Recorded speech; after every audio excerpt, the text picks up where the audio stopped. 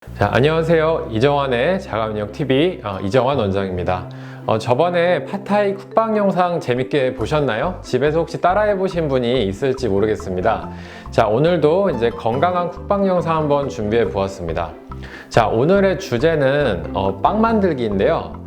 제가 이제 저번에도 그랬지만 환자분들이 주로 이제 드시고 싶어 하시는데 잘 드시지 못하는 음식들, 이런 것들을 한번 만들어 보는 시간들을 몇 번씩 가져보려고 합니다.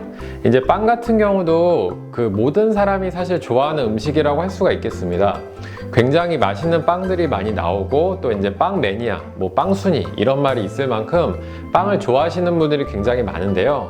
하지만 이제 난치성의 자가면역 질환이라던가 암을 앓고 계시는 분들은 사실 빵을 좀 드시기가 부담스럽습니다. 왜냐하면은 밀가루가 이제 소화가 안 되시거나 아니면은 장에 영향을 줘서 어떤 본인이 가지고 있는 증상이 더 심해지시는 경우도 있고요. 혹은 이제 그 밀가루도 있지만 빵에 들어가는 다른 재료들 중에서 뭐 계란이라던가 우유라던가 이런 것들에 대해서 알레르기가 있으신 분들도 있기 때문에 빵을 제대로 드시지 못하는 경우들이 상당히 많은 것 같습니다. 자, 그래서 오늘은 제가 이제 간단하면서도 조금 건강하게 빵을 한번 만들어 볼 수 있는 방법을 좀 공유를 해보려고 합니다. 자, 제가 이제 오늘 만들 빵은 한마디로 말씀드리면은 호두 쌀 바게트입니다. 그래서 이제 건강한 쌀가루와 그 다음에 호두가루를 넣어서 만든 빵을 한번 만들어 볼 건데요. 자, 그러면은 이제 본격적으로 재료 소개를 한번 해보도록 할까요? 자, 먼저 이제 쌀가루를 좀 보여드리겠습니다. 이 쌀가루 같은 경우에는 시중에서 그 쉽게 구할 수 있는 이제 강력 쌀가루는 아니고요. 이제 강력 쌀가루 같은 경우에는 쌀가루에다가 다시 이제 밀가루에 글루텐을 넣어서 만든 그 제빵용 쌀가루이기 때문에 별로 좋지는 않습니다. 제가 그래서 오늘은 그 인터넷을 막 뒤져보다가 그 글루텐이 안 들어간 이제 쌀빵 믹스를 좀 발견을 했어요. 그래서 이제 이 제품을 사용을 해서 오늘 할 거고요. 이 제품 같은 경우는 이제 베이킹을 할 때 베이킹이 잘 될 수 있도록 이제 식이섬유 복합체를 좀 같이 넣은 제품이라고 이야기를 해서 제가 좀 구입을 해서 준비를 해봤습니다. 자, 그리고 이제 두유를 제가 한번 그 준비를 해봤는데요. 이 두유 같은 경우에는 그 국내산의 콩을 이용한 두유를 사시면 되실 것 같고요. 뭐 당분이 좀 적게 들어간 두유를 사용을 하시면은 조금 더 건강한 빵이 나올 수가 있겠습니다. 자, 그리고 이제 요거트를 좀 준비를 해봤습니다. 요건 이제 플레인 요거트고요. 아무것도 들어가지 않은 이제 플레인 요거트라고 할 수가 있고, 이 요거트 같은 경우는 유제품에 좀 알레르기가 있으신 분들도 우유보다는 훨씬 더 좀 건강하게 드실 수가 있습니다. 왜냐하면 발효를 한번 시켰기 때문에 뭐 소화라던가 흡수력이 좀 좋고, 그리고 이제 프로바이오틱스 성분들 이런 것들이 같이 들어가 있기 때문에 우유보다는 좀 건강한 재료라고 보시면 되겠습니다. 자, 그리고 이제 빵을 만들 때 그 직접적으로 이제 사용을 하게 되는 이스트와 이제 소금이 있는데요. 뭐 이런 재료들은 뭐 다 건강한 재료들이라고 보시면 되겠고요. 그 다음에 이제 호두가루. 호두를 좀 이제 믹서기에 간 건데, 이 호두가루 같은 경우에는 사용하실 때 만약에 이제 호두에 좀 이제 씹는 식감을 많이 느끼고 싶으시다면은 좀 거칠게 갈아서 이제 넣어주시는 게 좋고요. 아니면 호두에 좀 고소한 맛이 빵 전체에 퍼지기를 원하신다면 좀 잘게 갈아서 넣어주시면 되겠습니다. 자, 그럼 본격적으로 이제 빵 반죽을 한번 시작을 해보겠습니다. 자, 이제 큰 보울을 준비를 해주시고요. 그냥 재료를 다 넣으시면 됩니다. 자, 쌀가루 넣어주시고요.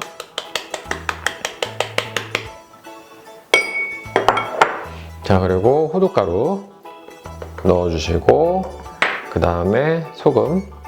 소금은 한 1g 정도입니다. 그리고 이스트는 2g 정도, 아까 넣은 쌀가루는 한 120g 정도, 그리고 이제 호두가루는 30g 정도를 넣습니다. 이 레시피에 대해서는 제가 따로 옆에 띄워 드릴 테니까요. 그걸 한번 참고를 해보시면 될 거고요. 그 다음에 이제 요거트 같은 경우는 이게 지금 한 60g 정도 되는데요. 이 정도 넣어보고요. 그 다음에 이제 베이킹을 뭐 해보신 분들은 아시겠지만 대체적으로 이게 그 반죽이 묽어지기가 쉽습니다. 그래서 이제 두유 같은 경우에는 좀 넣어주시면서 이제 좀 부족하다 싶으면 조금 더 넣으시는 게 좋습니다. 그래서 요거를 일단은 손으로 반죽하기 전에 좀 저어서 반죽을 좀 해볼게요.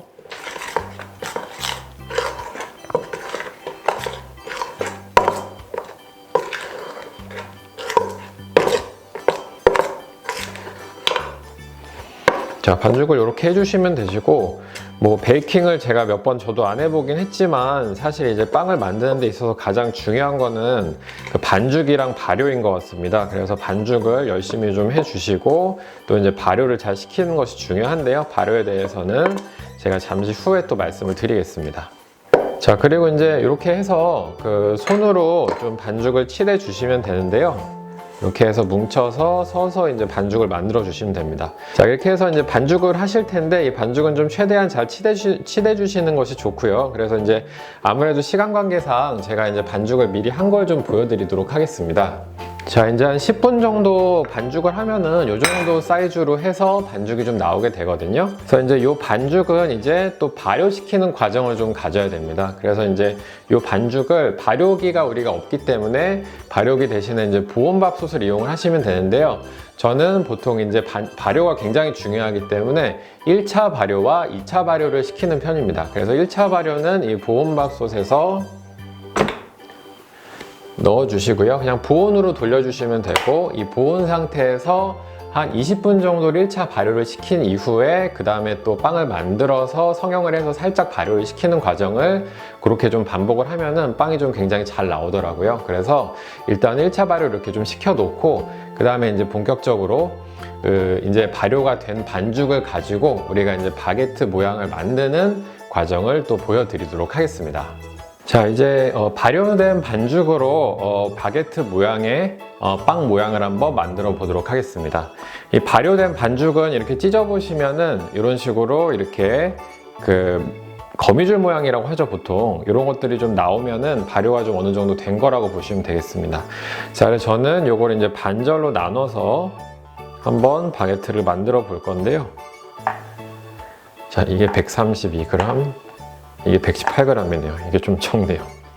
이게 나중에 해놓고 나시면은 저는 이제 모양을 위해서 이렇게 하는 건데 뭐 크게 상관은 없습니다. 네, 모양을 위해서는 좀 어느 정도 그람 수를 좀 맞춰주시는 게 좋겠죠. 이제 맞네요. 이렇게 해서 이제 1차 발효가 끝난 반죽을 이제 바게트 모양으로 만들어 주시는데요. 뭐 그렇게 어렵진 않습니다. 이렇게 일단은 둥글게 해주신 다음에 한쪽 면으로 굴려서 좀 날씬하게 만들어 주시고요. 자, 이렇게 날씬하게 만든 상태에서 또 양쪽을 나눠서 이렇게 굴려주시면 됩니다. 자, 이런 식으로요. 이런 식으로 한번 굴려볼게요. 이렇게 해서 이제 여러분들이 뭐 빵 가게에서 볼 수 있는 바게트 모양이 어느 정도 좀 나왔다고 하면은 이렇게 모양을 좀 잡아주시면 되고요. 이것도 마찬가지로 동글게 좀 해주신 이후에 자, 이렇게 하고 그 다음에 이제 양쪽으로 살살 또 밀어주시면 돼요. 자, 해보시면 재밌습니다. 그래서 또 잘 따라 해보시면은 또 재미있는 요리 시간이 좀 되실 거라고 생각이 들고요. 자, 이렇게 해서 이제 하신 다음에 보통 이제 빵이 잘 익기 위해서는 좀 칼집을 좀 내주시는 게 좋습니다. 그래서 이제 칼집은 그냥 칼을 이용해서 사선으로 그냥 째지지만 않게 안쪽으로 충분히 칼을 넣어서 칼집을 내주시면 되고요. 그 다음에 요 놈도 한번 내볼게요. 이렇게 해서 내주시고 해서 내주시면 됩니다. 자, 이렇게 해서 일단 그 바게트 모양을 잡았습니다. 바게트 모양을 잡은 이후에도 한 번 더 이제 보온밥솥에서 발효를 좀 시켜 주셔야지 구울 때 빵이 좀 잘 나오게 되니까요. 한 15분에서 많으면 20분 정도를 보온밥솥에서 발효를 좀 시켜 주시면 됩니다. 자, 이렇게 해서 이제 발효를 좀 시켜 볼 거고요. 이제 발효가 다 끝난 이후에는 이제 집에 있는 오븐에서 좀 구우시면 되는데 저희 집에서는 그냥 이제 집에 설비가 되어 있는 오븐을 좀 사용을 했습니다. 근데 대다수의 분들이 요새 이제 광파 오븐을 사용하시는 경우도 많은 것 같은데요. 각자 가지고 계신 오븐 레시피에 맞춰서 그렇게 이제 오븐을 이용을 해보시면 되겠습니다. 저희 집에는 이제 일반 오븐으로 가스 오븐으로 했을 때는 제가 이제 220도의 불을 맞춰서 한 20분 정도를 구운 후에 한 5분에서 10분 정도를 180도로 낮춰서 오븐에 구웠고요. 그렇게 했을 때 적당하게 빵이 좀 익은 것을 볼 수가 있었습니다.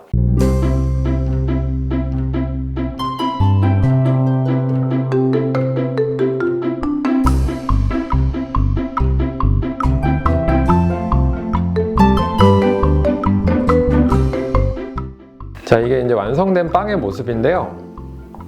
아까보다는 많이 이제 부풀었죠. 부풀고 이제 뭔가 그래도 좀 빵집에서 볼 수 있는 그런 비주얼이 나왔다고 저는 생각이 드는데 구독자분들은 어떻게 느끼시는지 모르겠습니다. 그래서 이제 요거는 이제 그 마지막에 빵이 다 발효가 끝난 이후에 오븐에 넣으시기 전에 쌀가루를 살짝 뿌린 다음에 오븐에 넣어주시면 됩니다. 그러면 이제 쌀가루를 뿌려서 구우면 이제 이런 모양이 나오게 되고요. 자, 이렇게 완성된 빵을 제가 잘라서 이 빵의 내부도 한번 보여드리도록 하겠습니다. 잘 나왔을까요? 자, 이렇게 잘라서 잘 나왔네요. 자, 안을 좀 보여드리면요.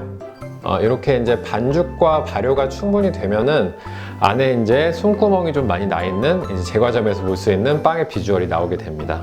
자, 그래서 오늘 이렇게 건강하게 빵 만들기를 한번 해보았는데요. 집에서도 제 생각에는 이 정도면은 충분히 좀 따라 하실 수 있을 거라는 생각이 듭니다.